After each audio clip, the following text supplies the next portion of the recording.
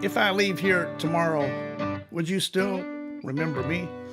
It's October 20, 2024, Sunday night. Glad to have you with us in our little live chat. It's our Sunday evening AQP DMMS party. We're going to talk a little bit about that in just a few minutes, but it is October 20, and this is the anniversary of the Leonard Skinner plane crash from many years ago. Many of you remember that band, Sweet Home Alabama, Freebird, all those Leonard Skinner songs. That airplane crash was caused by fuel mismanagement. Never really came out in the report, but the crew on that Convair piston-powered transport category airplane was running with their crossfeed open, which meant that the fuel in either tank was all going to one common bus to feed both engines. What they didn't know was that they had one carburetor sucking fuel at an enormous rate that lowered the fuel quantity in one side tremendously. And that meant that when both engines quit, they quit at the same time because their entire bus of fuel went to zero at the exact same time. In other words, they could draw from either engine at the same time. Running with the crossfeed open is sometimes a good idea, sometimes not. If you want to stretch your glide, this meant that if you did have a tank that was running low, that engine would actually quit, and you could still use the other one with the good engine and the good fuel to get you to where you wanted to go. In this case, both engines quit at about the same time. Tragic accident, a lot of death and injury off of that. October 20, 1977. We're going to move on. We got a lot of stuff to talk about. I got the September and October data here to show you for the past 2 months. I know that's why you're here, but we're going to talk about AQP and DMMS. You know, I had a lot of people ask me about all these acronyms that keep on throwing about. We're going to review those real quick. AQP, Advanced Qualification Program. I don't own it. I did not invent it. It's not mine.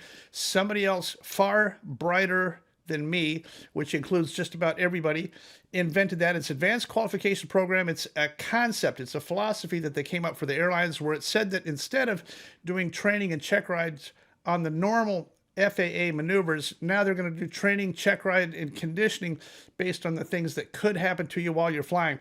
That's my complaint with general aviation.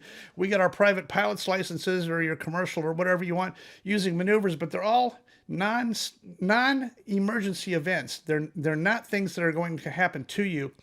I think we could take that philosophy and convert it over. So AQP, yes, it's an airline thing, but it has to do with thinking of it as a philosophy. If you have an aircraft and you fly it or rent it or go out and fly, something is going to happen to you. And I guarantee you the thing that happens to you is not in the FAA training or checking material. It's not in your curriculum. It's not in your books.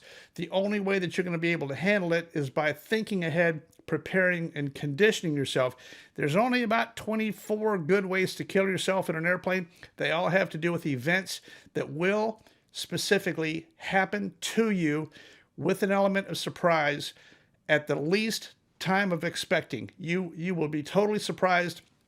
It's how you handle that surprise that's going to spell the difference for the outcome. AQP, Advanced Qualification Program, it's simply a philosophy that says that we need to prepare and think about the things that are going to happen to us in our general aviation airplanes. You know, in all these accident reports I look at, all the accidents are all the same. All the fatals, they're all the same. We're still doing the same silly things. It's another pilot that got surprised, crashed his airplane, did not handle the event that happened to him properly. DMMS, that's Defined Minimum Maneuvering Speed.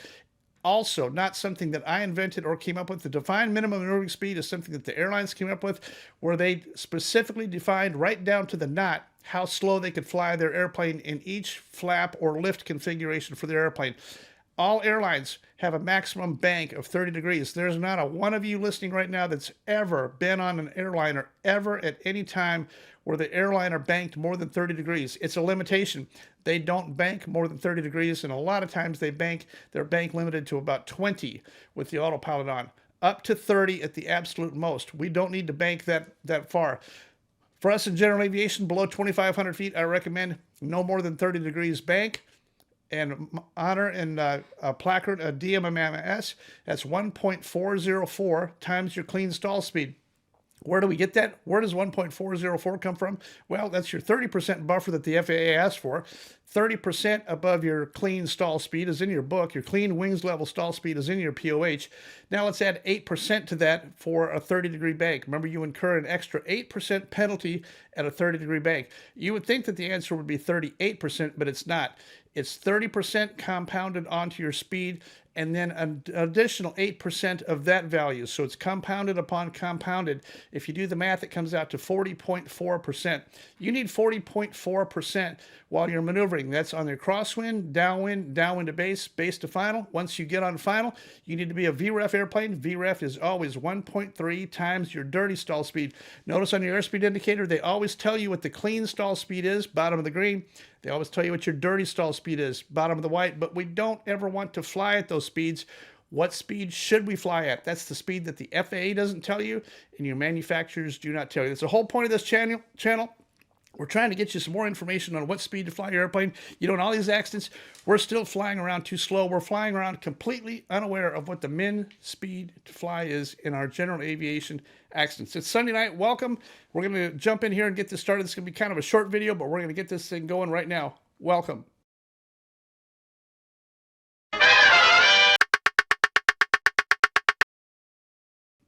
We had a decision to make. Night flying. You know what I think about night flying? I'm not much of a fan, but boy, did we have get home-itis. We needed to get home. The evening was a perfect evening, not a cloud in the sky, no wind, a very short 2-hour flight. We had plenty of gas, and I'm sitting here thinking, pick one. Night, IMC, terrain, and ice. I picked one. I like to pick none. We pretty much, in a little GA airplane, we picked none. In this particular case, we did pick one. Last night, we made a night flight, a 2-hour night flight home, but we looked at it before we took off. We briefed it. We looked at where we would go. We took off from Dixon on runway 17. We looked at where we would go if we had an engine failure. Where's the best opportunity to turn towards an open field off the airport and make a power-off landing if something happened? Fortunately, nothing happened, but I can tell you, the get-home-itis is a real thing. It was inconvenient. It was expensive and inconvenient and out of the way in order to stay in Dixon, Tennessee last night and come home this morning. A tough call, but we did it successfully. We climbed straight to 7,500. Pick one. Night, IMC, terrain, ice. We did pick one. I can tell you, I don't like it. I don't like night flying in a little single-engine airplane. Avoid it where you can. In this particular case, we did it. We accomplished it, and everything was fine. But you know what I think about night flying. Just be very careful. Think about it before you go out here and do this thing. Night flying in a single engine airplane.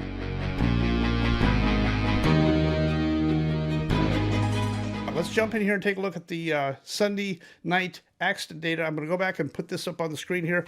This is September. I'll put it on the screen here so you can see it now. This is the September data. There's only a couple things that we want to talk to, review. That's number 17 and 18, both the SR-22s, back-to-back fatals. Ironically, back-to-back DMMS fatals. Not flying fast enough in the traffic pattern. No speed awareness.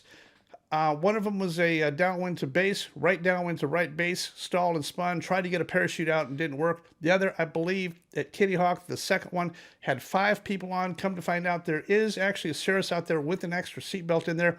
Maybe it was legal to have 5 people. I certainly don't think it was a great idea. However, this looks like a second botched landing. They had already come in and done one go-around. They brought it back around again a second time on this SR-22 crash. On this one, I believe it was another messed up go-around. Lack of speed awareness, probably a torque roll, and went in off of that. All 5 died instantly.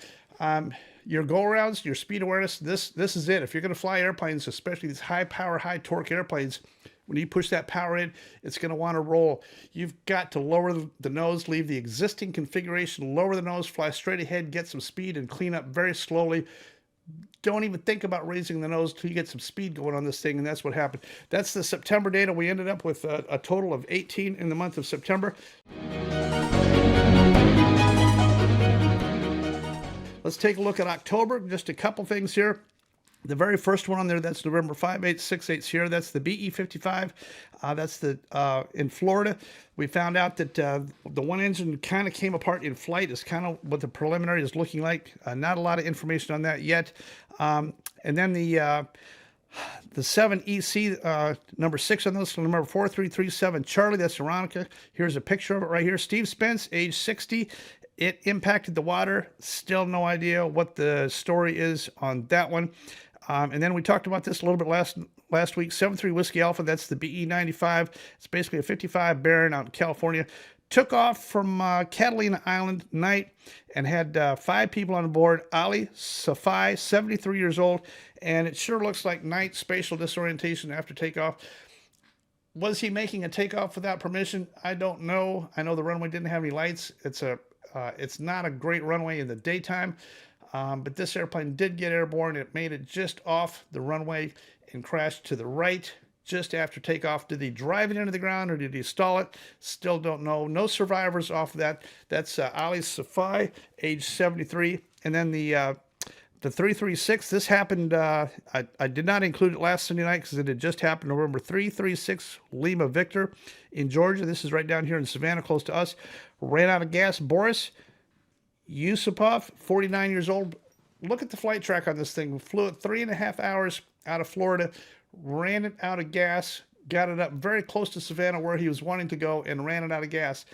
This is an out of gas fatal. He's at night, pitch black at night, out of gas. So, you know, this is all well and good. You can pick one of these, but you also have to have the fuel to do it. You can't do any of these if you run this thing out of gas. And I believe the Savannah 336, remember the 336 is just like the 337.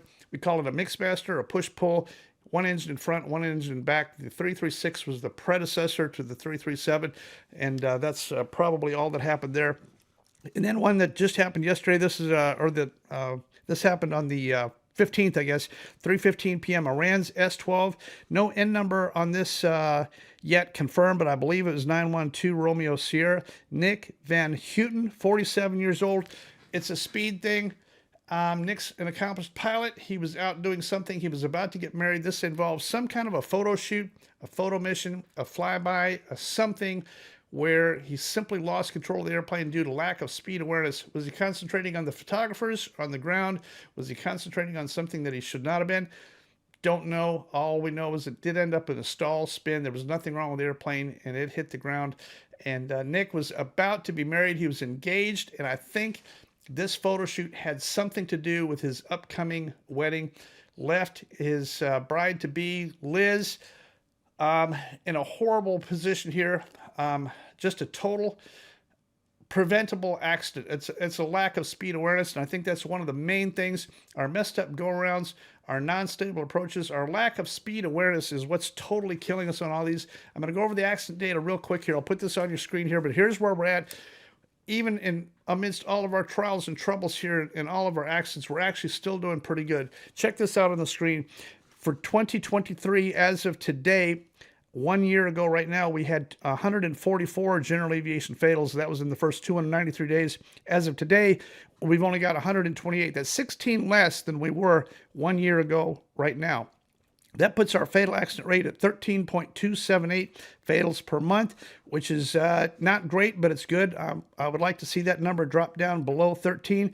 We've still got a little bit of time left to go. Remember, we had 174 fatals for the year last year. 2023, we closed up with 174 fatals. We're still 46 fatals away from that number, and last year was a very good year. We set a record in the lowest number of general aviation fatals per year in the year 2023. Are we on track to break that record again? I think that we are. I'm sure hoping we would have to have 46 more general aviation fatal accidents between now and the end of the year just to tie last year. Are we going to do it? I think we are. I'm keeping my fingers crossed. I don't want to jinx it, but I think we would be hard pressed to come up with 46 more fatals between now and January 1 of 2025. I think it's all going to get fixed due to the internet, Facebook, YouTube, all the videos and people and content people are creating about airplane crashes. Now it's all in real time. You can see it. This accident data, we're working on a database that's going to eventually become very, very real time and searchable, free for everybody to use. We're working on that very hard right now. We'll have some future updates on that so you can get a look at that. But that's where we're at on that thing. I think the ability to see data quicker and see what happened and see the pictures, see the track, and see everything is going to help us a tremendous amount.